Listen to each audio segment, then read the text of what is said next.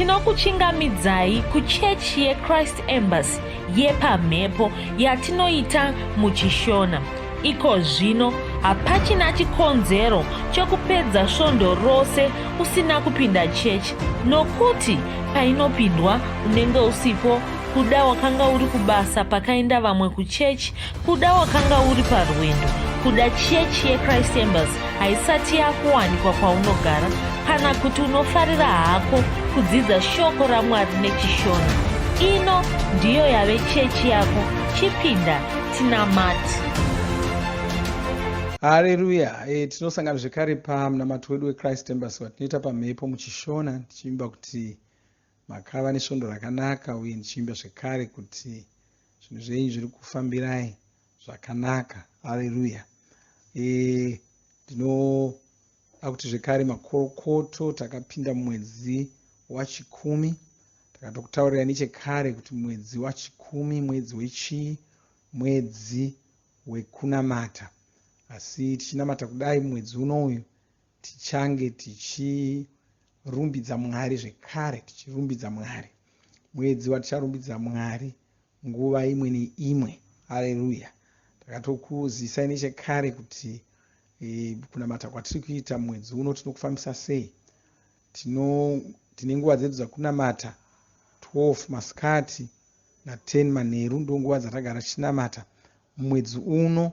Zuva rimwe nerimwe tinenge tichinamata panguva idzodzi, kwete muvhuro wechitatu nechishanu chete, asi zuva rimwe nerimwe, nokuti mwedzi wokunamata 12 masikati 10 manheru.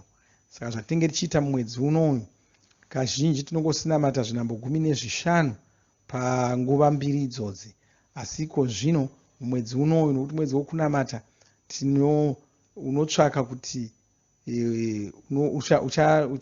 uchanamata pane imwe yenguva mbiri idzodzi, uchanamata kweawa rose zvinambo 60, uchinamata pane imwe nguva yasara ndopozonamata zvinambo 15. Asi iwe ndounosarudza kuti zvinambo 15 zvacho ndozvaunamata masikati here kana kuti manheru. Kana wati ndoda kunamata zvinambo 15 manheru, kureva kuti masikati waakunamata awa. Kana ukati ndoda kunamata zvinambo 15 masikati, kureva kuti manheru waakunamata zvinambo 60 ndo awa. Haleluya. Pamusoro paizvozvo wotsvaka zvimwe zvinambo 30 zvaunoimbira Mwari, uchirumbidza Mwari. Ndo kurumbidza kwachine. Saka zvinhu zvitatu zvauri kuita: unamata na12 masikati, unamata na10 manheru, wotsvaka zvimwe nguva zvinambo 30 zvaunoimbira Mwari uchirumbidza. Haleluya. Saka ndo kufamba kwatiri kuita. Mushure mazvo tichazoudzwa kuti kurumbidza uku tichakufambisa sei. Haleluya. Mwari tinovatenda zvikuru. Zvinhu zvatava kuita sevanhu vakugadzirira, vakurongedzera kudzoka kwamuponesi Jesu Kristu. Saka zvingwarire, uzviite nomwoyo wako wose, usasaririra pazvinhu izvozvizvo, ungazongosara panotorwa vatsvene. Haleluya. Ndo munamata kuna vamwe vanonamata achiti kwanzi Ishe pamunouya muchitora vamwe vatsvene musandisiyawo. Haufaniri kunge uchinamata munamato iyoyo, ita zvinhu zvakaita sezvizvi, wanikwa pana vatsvene. Zvakafanana nounoti unotuma shoko kune vebhazi woti kana maakupfuurawo muchitora vamwe musandisiyawo, wanyorera tsamba, ndapota musandisiyawo, kana maakupfuura muchitora vamwe musandisiyawo. Worega kuenda panomirirwa bhazi paya, bhazi rinokusiya. Haufaniri kuita zvokunamata kubhazi uchidaro, haufaniri kuita zvokunyorera vebhazi uchiti musazondisiyawo. Ingoenda pariноmirira nenguva yaro. Haleluya. Ukangomira ipapo, nyange wanga usina kunamata munamato, nyange wanga usina kumbowanyorera tsamba kuti mupfuure muchinditora, vanokutora chete. Haleluya. Saka ndo zvatinoita izvozvi. Gaiti toda kuti titarire chidzidzo chiri murhapsodi redu ranhasi. Chidzidzo chakadzama zvikuru, chidzidzo chatoda kuti titarire. Kwaye usarega nyika yako ichiparara, usarega nyika yako ichiparara. Mapisarema ye12 ndima 5 kwanzi havana chavanoziva, havana chavanonzwisisa, vanongofamba-famba murima.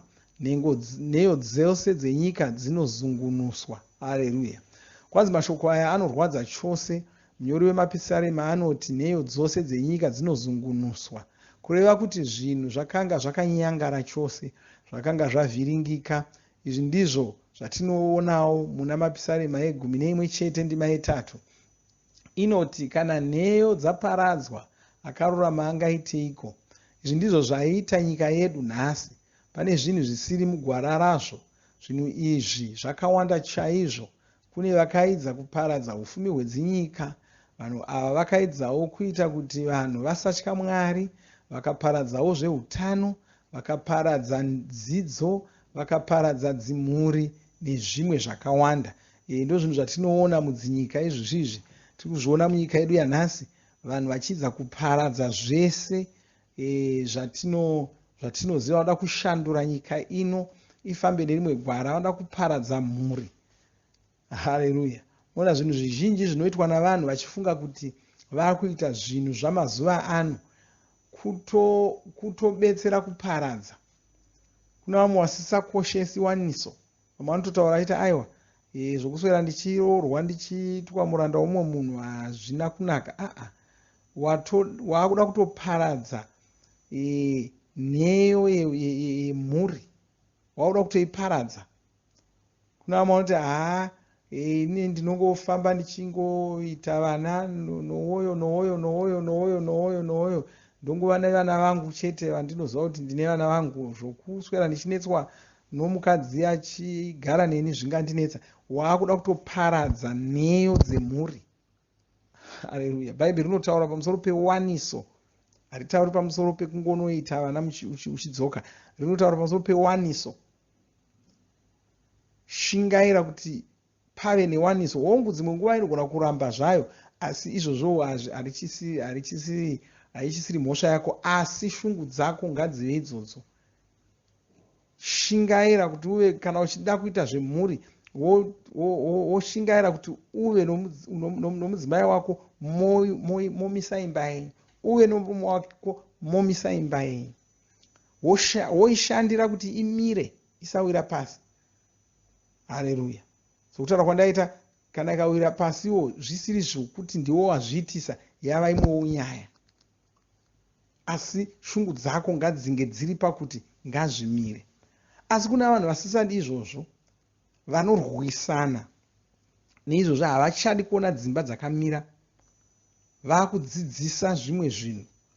Vakudzidzisa varume kana vakadzi kuti usaswera uchineswa navanhu uchida kuzvisungirira kumunhu mumwe chete upenyu hwako hwose. Hazviiti, hazvinakidzi. Haleluya. Ngomuka uchiti musi wawada kuita zvakati woita, wodzoka kumba kwako wogara, musi wasungunuka. Handizvo. Kuna vamwe wakuita zvechingochani.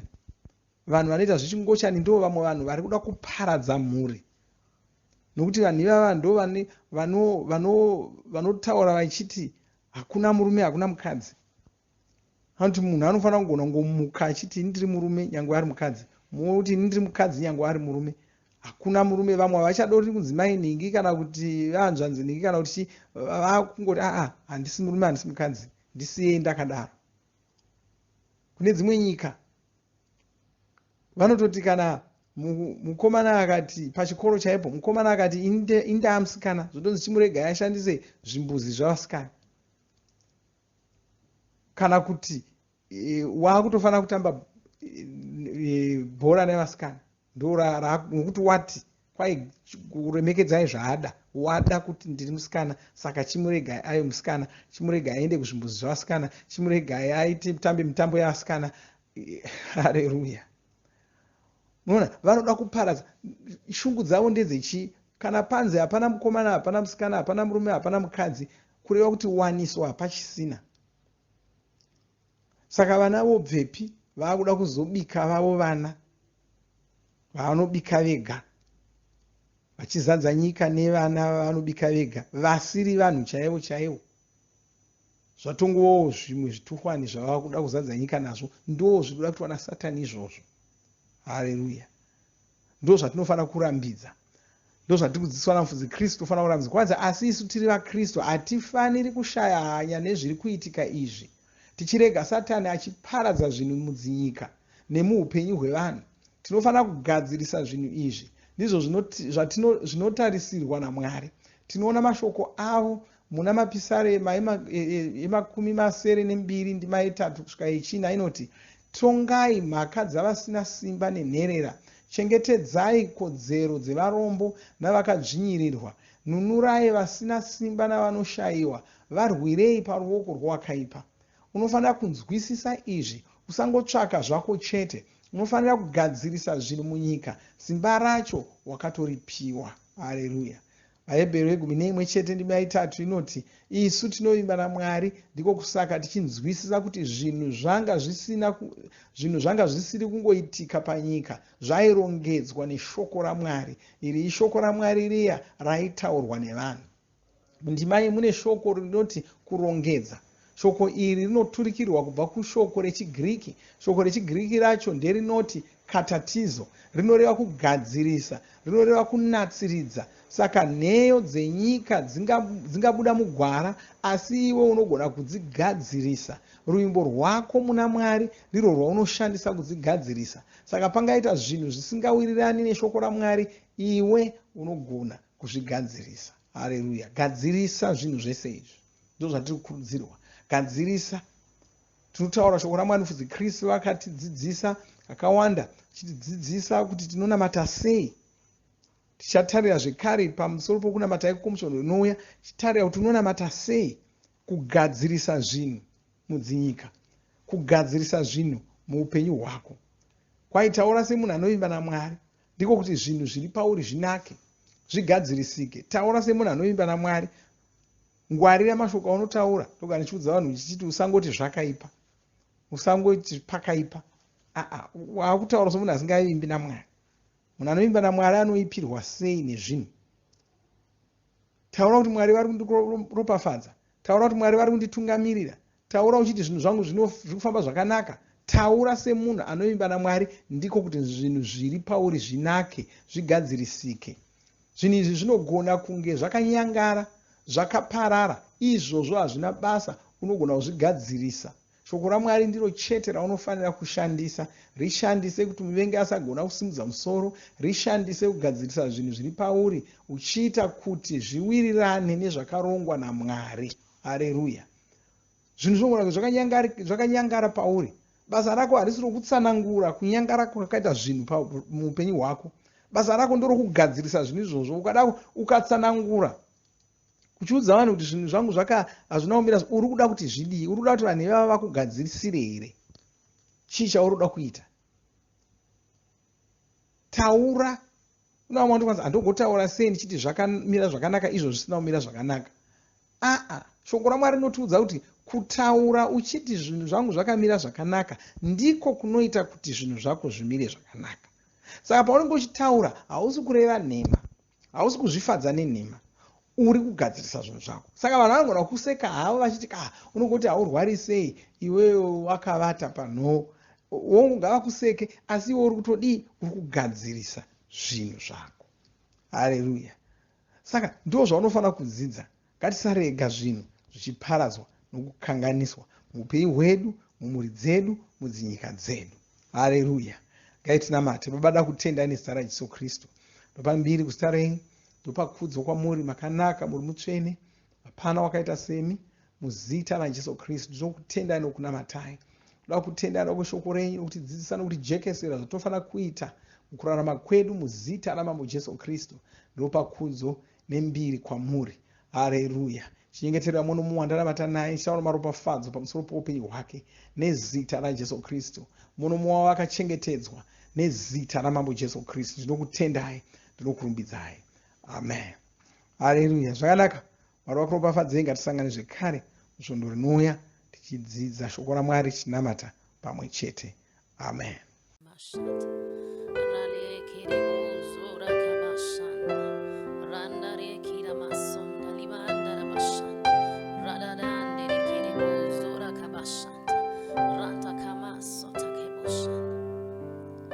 Hakuna mumwese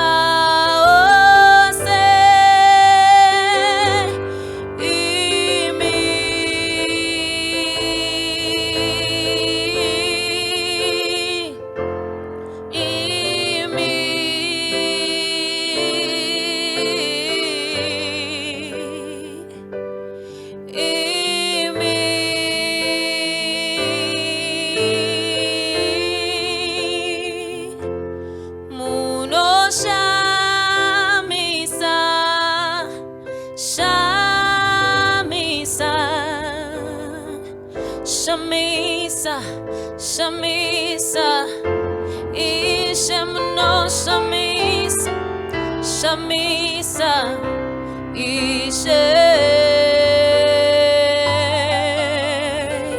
Shamisa, Shamisa, Ishemno Shamisa, Shamisa, Ishe. Shamisa, Shamisa, Ishem no Shamisa, Shamisa, Ishe, Shamisa, Shamisa, Ishem no Shamisa, Shamisa, Ishe.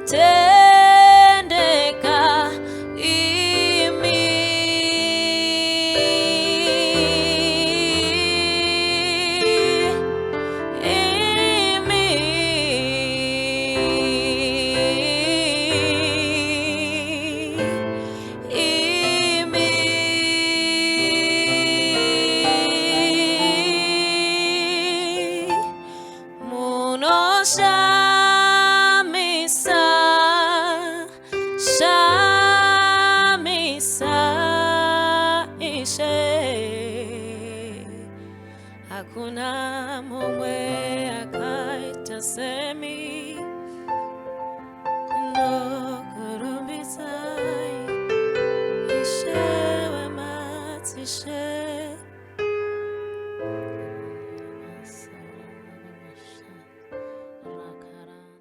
Tinovimba makomborerwa nemunamato wesvondo rino. Kana manga musati mazvarwa patsva, namatai mumashure mangu, muchidudza, muchirevesa. Taurai muchiti, Mwari vari kudenga, ndinouya kwamuri, ndinokoka Jesu kuti vapinde mumwoyo mangu. Ndinokumbira kuti Jesu vatonge upenyu hwangu. Ndinopupura kuti Jesu ndivo vavaishe wangu. Saka ndinogamuchira upenyu usingaperi mumweya mangu. Ndazvarwa patsva, ndava chisikwa chitsva. Ndinokutendai. Amen. Makorokoto mazvarwa patsva, tinokugamuchirai muchechi yeChrist Embassy. Titumirei zita renyu nekwamunogara. Munogona kutumira iri SMS kana WhatsApp pa 0772 215 kana kutuma tsamba pa shonaror@gmail.com. Muchida kupa mpiro yenyu neEcocash, rovai namba *151*2*5*58225# motevera zvinenge zviri kutaurwa neEcocash ipapo. Kana muine nhare dzemazuva ano, munogona kushandisa KingsPay kupa mpiro yenyu. Shandisai kodi inoti TNIOG nemavara makuru. Tinoda kukuzivisai zvinotevera. Tinokurudzira kuti musadarikwe nezvidzidzo zveRhapsody. Zvidzidzei kuti shoko riwande mamuri, mugone kumirisana nezvinhu zvinonetsa muupenyu. Tinodavo kuzivisa vane nhare dzeEconet kuti *205# vava kugona kuwana Rhapsody panhare dzenyu kunyangwe musina WhatsApp. Rovai nhare idzi muwane Rhapsody panhare dzenyu zuva rimwe nerimwe. Munorova *205#, mosarudza daily devotional. Subscribe, shona Rhapsody muchishona. Munamato uno munoubata pa WhatsApp, pa radio, pa YouTube panoti Shona Online Church. pace-shonachurch.org nepavccc.rhapsodyofrealities.org. Tinokumbira mutizivise kana muri kutibata pane imwe yenzvimbo idzi. Kana pari paindaneti munogona kunyoresa muchitipa zita renyu. Kana pari pawhatsapp tinyorerei tigopota tichikutumirai zvimwe zvidzidzo, kana kutitumira sms pa0772 166 928. Ivai nesvondo rakanaka.